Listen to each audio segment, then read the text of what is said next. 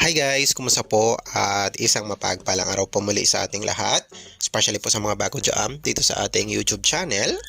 For this video po ay update ko lang itong si SA.PH or isa pong electric energy na invest, wait and earn. And tinry po nating mag-withdraw dito. Ang minimum withdrawal po nila is 100 pesos. And ang pag-wait po is 1 to 72 hours. So parang 1 day to 3 days ang pag-wait at pwede siyang i-withdraw sa GCash. So nakapag-withdraw tayo kahapon ng 100 pesos and wala pang isang oras guys is pumasok na siya. Tapos nag-try tayo kanina ng 168 pesos. Wala ring isang oras is pumasok naman po agad ang withdrawal dito kay SA.PH and 10% po yung bawas pag mag-withdraw dito sa kanila. Okay, so far guys is paying siya. Kasi nga bagong-bago pa lang, January 31 lang to nag-start. And pwede pa tong tumagal or pwedeng I think 1 to 3 months or minsan nga ay umaabot ng 6 months yung tinatagal na mga ganito. Pero syempre paalala po pa rin, lalong-lalo sa mga bago dyan, na walang forever sa ganito, no? So, yung iba is bigla-bigla na lang nawawala. Depende kung tinutoyo ata yung mga may-ari ng mga ganitong klaseng invest, wait and earn. So, tumatakbo, of course, pag tumakbo, wala tayong habol dyan.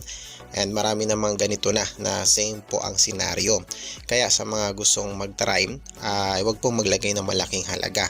Okay, kasi iba guys na mga makukulit, naglalagay ng malaking halaga, nag-all in, tapos biglang pag natakbo, talagang iyak ka talaga. Or, pwede naman na wag na lang sumali. No? Ang kailangan nyo lang naman is malaman kung paano po nag-work yung mga ganito. Okay? Now, sa mga nakapag-try na dito guys, every 24 hours kasi kailangan nyong i-claim siya.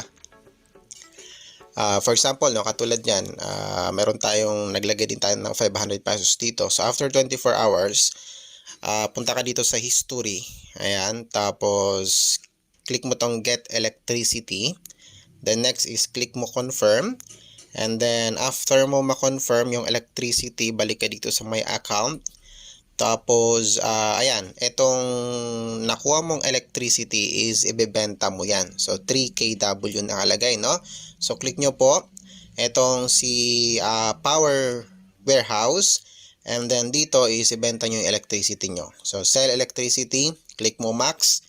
Click confirm electricity sales and ayan. So 27 pesos per day po tayo. Go back to home and automatic madadagdag po yan sa inyong balance. So that means is every 24 hours po yung pag-claim ng parang energy. Tapos ibebenta mo siya para maging peso po siya. Tapos sa mga bago no, ito yung mga offer nila guys. Ayan, merong 2,700 pesos price.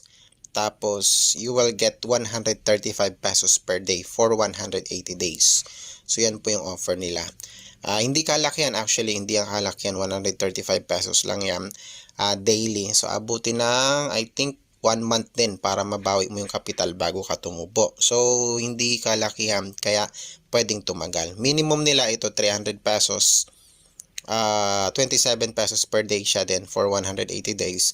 So, yung daily po ay makukuha nyo agad. Tapos, pag nakaipon kayo, mawi-withdraw nyo siya. Basta minimum withdrawal is 100 pesos. Dito, 500 pesos naman. That is 27 pesos per day din. 180 days ang kanyang contract.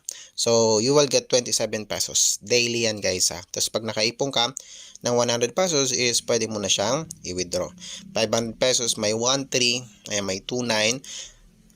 Sa mga susubok ay siguro 500 or up to 1,300 okay lang. Pero kung tataas pa kayo, pag-isipan nyo muna or siguro wag na lang. Alright, kasi sabi ko nga, yung mga ganito is di natin alam, hindi natin control eh. So yung iba biglang tumatakbo, di ba lang tayo nakatubo. Pero iba tumatagal nga, like 3 to 6 months. So, eto siya, actually madami nag-share nito sa social media ngayon. May mga pa-permit pa sila, pero sabi ko nga, mostly hindi naman totoo itong mga permit na to.